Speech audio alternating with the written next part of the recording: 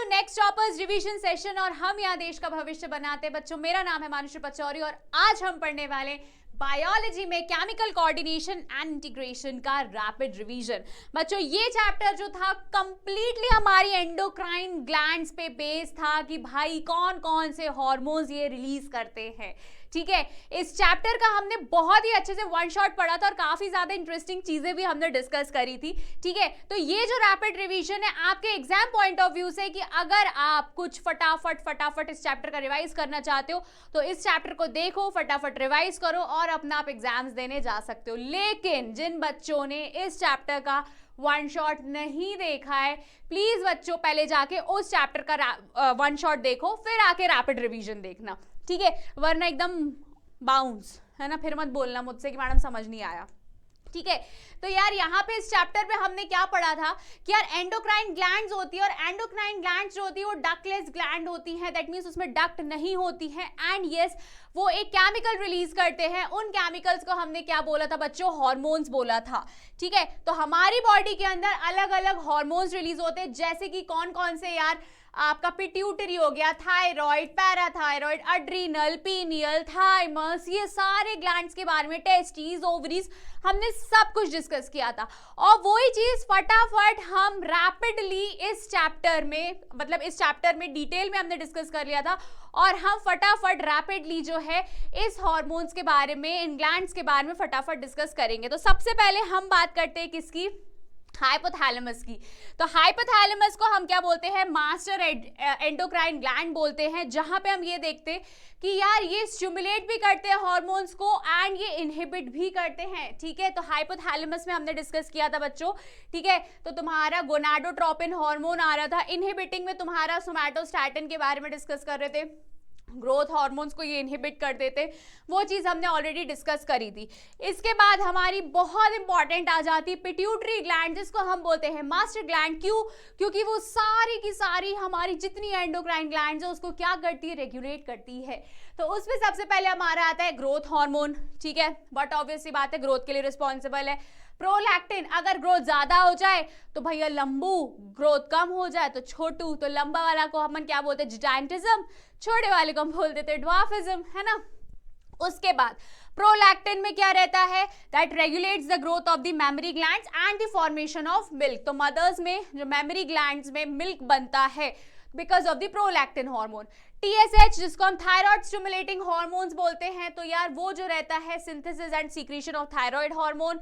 ठीक है, एक एक डिस्कस करेंगे। ठीक है, एड्रिनोकॉर्टिकोट्रोफिक हार्मोन्स की हम बात करते तो जहां पे ग्लूकोकॉर्टिकॉइड्स के बारे में बात करी गई थी, जो and that is from the adrenal cortex. फिर आता है तुम्हारा LH जिसको हम ल्यूटेनाइजिंग हार्मोन्स बोलते हैं, जो बहुत इंपॉर्टेंट रहते हैं। Synthesis and secretion of androgen males में, टेस्टिस में होता है। ठीक है, फीमेल्स में अगर हम बात करते हैं तो ये ओव्यूलेशन है ना, इसमें सबसे ज्यादा इंपॉर्टेंट होता है।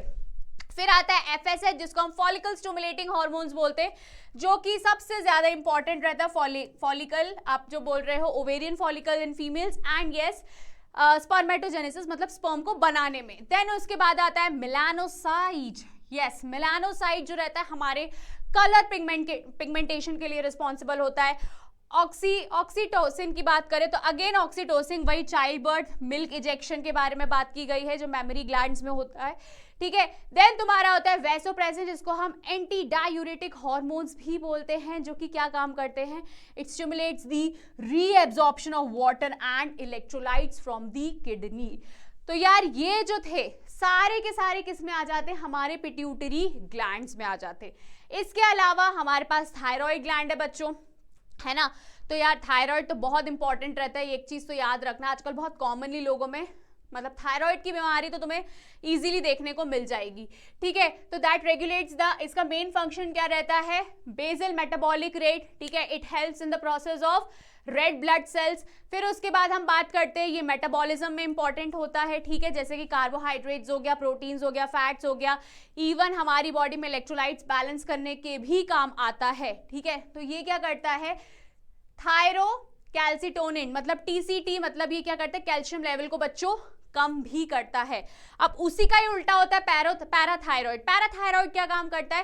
कैल्शियम लेवल को इंक्रीज कर देता है, ठीक है, जो कहीं ना कहीं दिक्कत दे सकता है हमें, ठीक है। कैल्शियम जितना रिक्वायर्ड है उतना ही होना चाहिए, ठीक है। अब आता है हमारा क्या बच्चों? Pineal gland. पीनियल ग्लैंड जो रहता है वो हमारे लिए बहुत इंपॉर्टेंट रहता है, और वो कौन सा हार्मोन सीक्रेट करता है? मेलाटोनिन। यस, मेलाटोनिन जिसको हम बोलते हैं स्लीप साइकिल के लिए भी रिस्पॉन्सिबल होता है। फिर आता है हमारा थाइमस ग्लैंड। जो थाइमस ग्लैंड है वो सबसे ज्यादा इंपॉर्टेंट होता है बच्चों हमारी इम्यूनिटी के लिए, ठीक है। तो हमारी इम्यूनिटी के लिए जो है सबसे ज्यादा इंपॉर्टेंट कौन सा होता है? Thymus. And then adrenal gland जो हमें कहाँ देखने को मिलता है? किडनी के ऊपर साइड।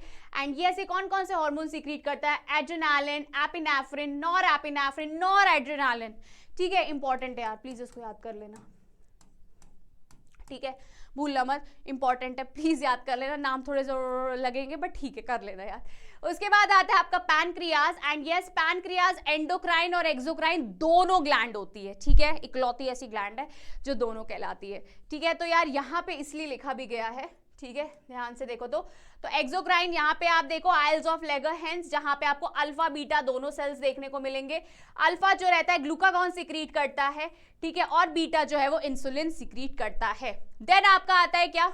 टेस्टिस, ठीक है। टेस्टिस जो रहती है ऑफ कोर्स मेल में प्रेजेंट रहती है, ठीक है। टेस्टोस्टेरोन हार्मोन्स देखने को मिलता है, ठीक है। एंड्रोजन देखने को मिलता है, सेक्स ऑर्गन है ये। एंड फीमेल में ओवरीज होती है, ईस्ट्रोजन एंड प्रोजेस्टेरोन हमें देखने को मिलता है, ठीक है।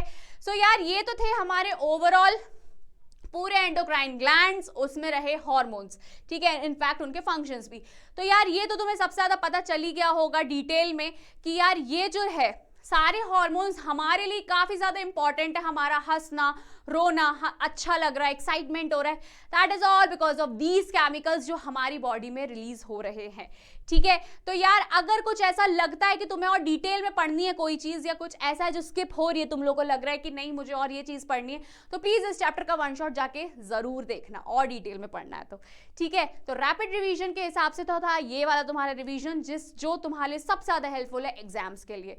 तो प्लीज मेक श्योर कि जब तुम्हारा एग्जाम हो तो प्लीज इस रैपिड रिवीजन को जरूर पहले देखना फिर जाना, ठीक है। So all the best for your exams, bye.